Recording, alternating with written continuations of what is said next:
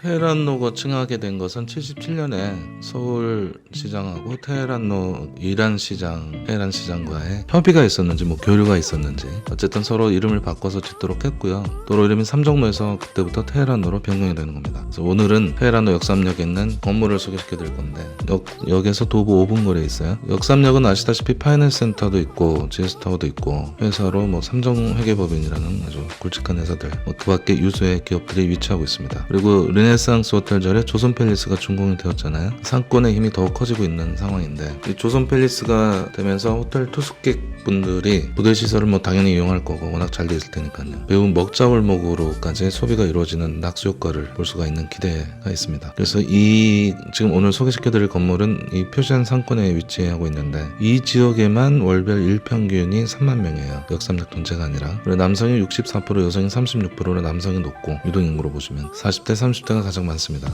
전형적인 오피스 상권이니까 주중인구가 당연히 높고요.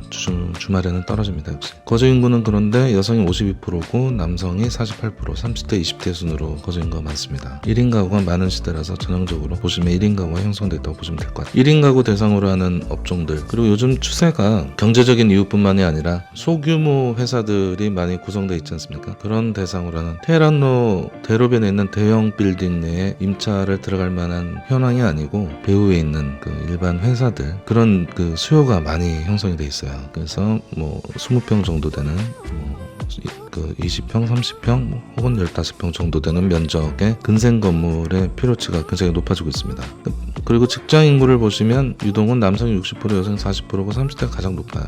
소비 현황도 주거 직장 다 포함해서 남성, 여성부터 높습니다. 종합하면 구매력, 직경력, 영업력은 높고 성장성하고 안정성은 떨어지는 지역이에요. 주 목표층을 따지면 30대, 40대 남성 직장인이 됩니다. 그리고 우리가 주목해야 될 점은 이 지역은 도로변은 일반 상업지역이고 그 뒤쪽은 3종 일반 주거지역이 아니고 2종 일반 주거지역 또는 1종 일반 주거지역이 형성되어 있어요.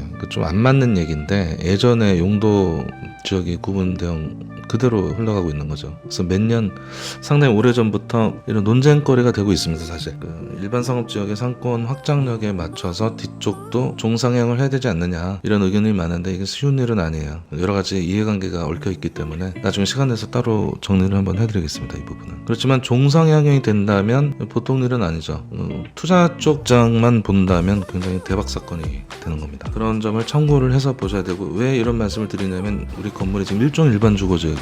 앞서 보신 것처럼 먹자 골목이 내리막길로 GS타워 쪽 입장에서 보자면 내리막길로 형성이 되어 있는데 물론 진출입이 굉장히 어려운 점은 있어요. 그렇긴 합니다만은 건물이 밀집되어 있는 도로 말고 건물 쪽은 평지로 구성되어 있기 때문에 자연스럽게 경사 차이가 생기게 됩니다. 따라서 지하층이 지상으로 노출이 되는데 보통 지하 1층 정도가 노출이 됩니다만 본 건물은 지하 2층까지 지상으로 노출되어 있어서 5층짜리 건물이 됩니다. 그냥. 그리고 옥상 옥탑까지 건축물 대장에 등재되어 있으니까 층수로만 따지면 6층짜리가 되는 거예요. 대지 70평 넘는 곳에 6층짜리 건물이 일종 일반 주거지역에 있는 형태가 나타나는데, 그래서 이런 점은 좀 고민이 될 것 같아요. 일종 일반 주거지역이 상대적으로 가치가 떨어진다고 보통 생각을 하시잖아요. 그 이유가 용적률의 한계 때문인데 이 건물은 6층짜리 건물이 되는 거니까요. 그래서 사소한 문제점을 해결한다면 굉장히 좋은 건물이 될 수 있습니다. 그거 문제점이라고 하는 것은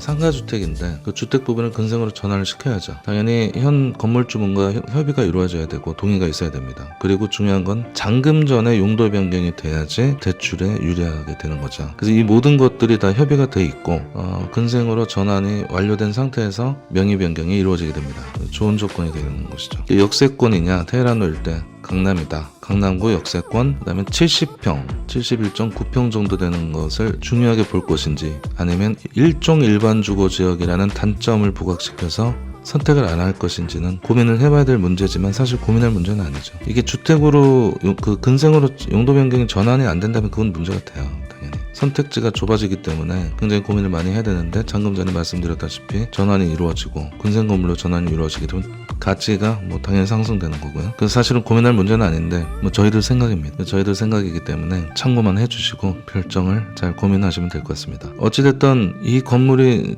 이쪽에서는 좀 그렇게 흔한 건물은 아니라서 많은 분들이 보고 계시고 있을 것 같은데, 지금 상권 현황을 보면 저희가 거래했던 건물 중에 하나긴 합니다만, 충원교회 방면으로 딱 역삼역 먹자골목 중심으로 해서 먹자골목부터 위쪽 충원교회까지를 반으로 나눈다면 반까지가 근생 건물로 전환이 활발하게 이루어지고 있고요. 얼마 전부터 반을 넘어서서 이제 신축이라든가 리모델링이 또 활발하게 진행되고 있는 현장의 모습을 보실 수가 있습니다. 지금 사진으로 보시는 것처럼 예전에는 주차장이나 일반 빌라였지만 지금은 근생 건물로 전환돼서 모두 공실 없는 임차 구성이 되어 있다는 것을 아실 수가 있습니다. 근데 중요한 거는 이거죠. 빌라로 구성되어 있을 때의 건물 가치와 근생 건물로 전환했을 때의 건물 가치는 상당히 차이가 나서 소위 시세 차익에 굉장히 유리한 건물이 됩니다. 그래서 많이들 하고 계시죠. 대지 면적이 73.9평짜리 건물이고 제1종 일반 주거지역이고요. 지하 2층, 지상 4층으로 건축물 대장이 표시되어 있는 건물이며 승강기가 한 대 있습니다. 주차는 자주식, 기계식 포함해서 6대 가능하고요. 2012년 11월 29일 날 준공이